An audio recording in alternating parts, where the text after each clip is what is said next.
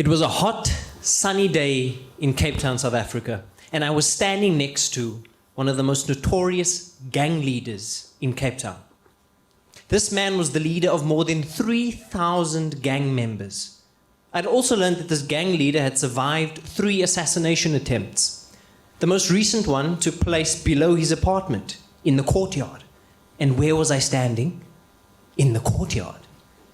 My friend and I were standing next to each other, trembling as this gang leader was conversing with my father. He then looked over and said, "Kom ons gaan boe voor hulle vir ons skiet. Let's go upstairs before they shoot us." Okay. Now, who of you have been to Cape Town, South Africa? Show of hands. Many of you. Those of you who have been have probably been there as a tourist. You've probably enjoyed some of the most exceptional beaches. Table Mountain, one of the top 10 wonders of the world. Now, I've lived, studied, and worked in Cape Town the last 10 years, and I've come to know a different side to Cape Town. The not-so-sexy side. The other side of Table Mountain, where my father was born and grew up. See, I see Cape Town as the city of 2 worlds. And it's most evident to me when I fly into Cape Town and land at Cape Town International Airport.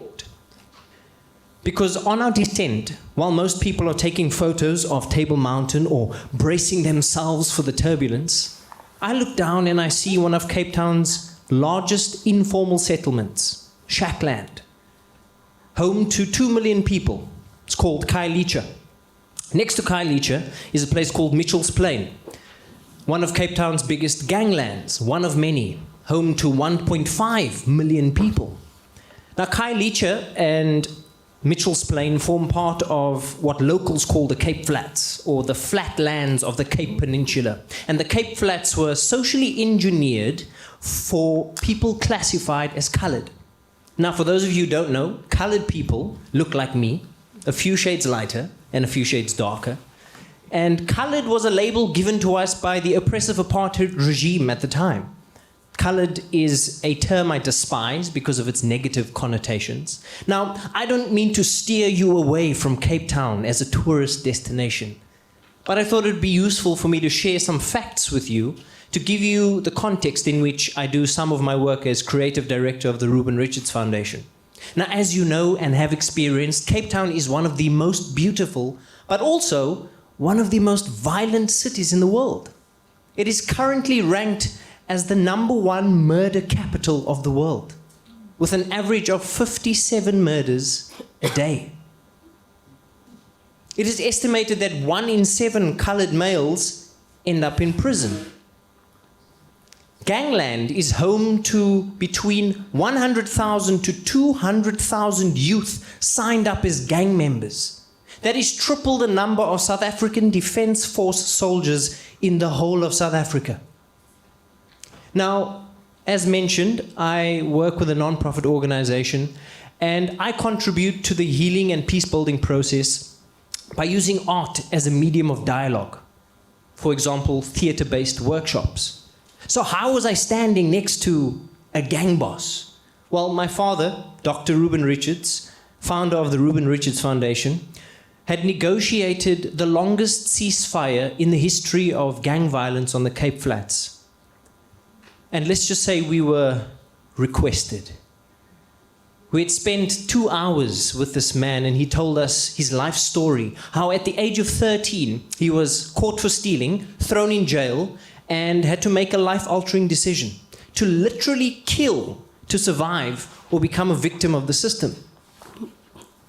Years later, he sits in front of me telling me that he is still a victim of the system, that there is no way out for him other than death. This is the code that he signed. Blood is spilt to get in, and blood is spilt to get out. Now, kids are recruited in these gangs from as young as 10 years old. And it's attractive for them to be in these gangs because it gives them a sense of belonging. They're recognized. I mean, that's a basic human need. Imagine you're 10 years old and you see your brother in a gang and you want to be in that gang. So what do you got to do to get in the gang? You got to prove yourself. So you got to steal something. But now you want to move up in the ranks. So you got to do something else. Rob someone. Next step, stab someone. Next step, shoot someone. Final step, kill someone. A simple career path. And success is rewarded. And this gang leader, that's what he did. He killed his way to the top. And he was rewarded. And now more than 25 years later, he sits as the big boss, the main man, the kingpin. But the twist in the tale is that he doesn't want to be there anymore. He's made a change. We drove away from gangland, and I was just filled with a sense of relief. A few minutes later, I was filled with a deep sense of sadness because I realized I could have been one of those kids. I could have been this man in another life.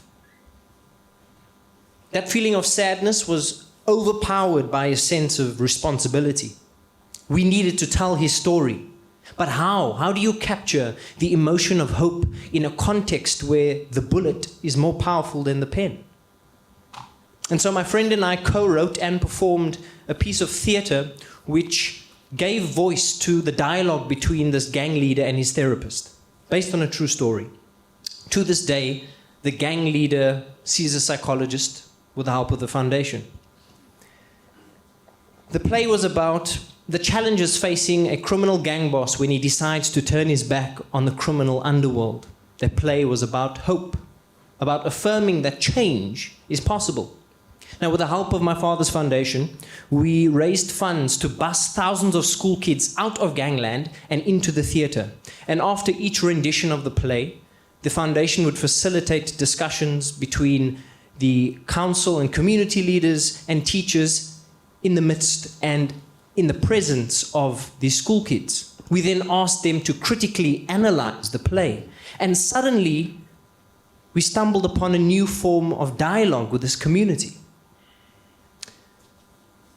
Now, side note, my father had to negotiate with the gang bosses to allow these buses to go in and out of the community without shooting at it.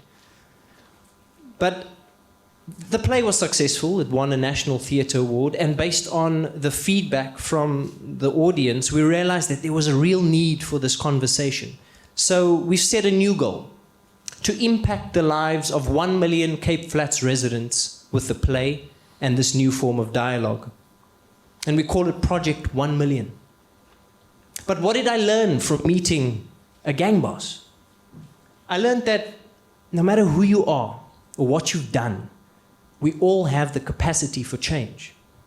I walked into that situation fearful, rightly so, but I also viewed him as a monster.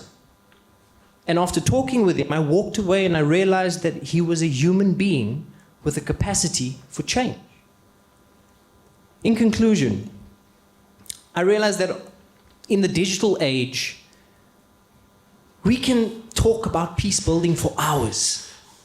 And thousands of people can click the like button on Facebook and feel like they've contributed to peace building. And perhaps they have. But if there's no action behind the word, #peace just becomes another word in the modern era and algorithm. So let's not forget that peace building is actually really difficult, that it's uncomfortable, and it requires action and a bit of money. So if any of you have £1 million, let me know. Thank you.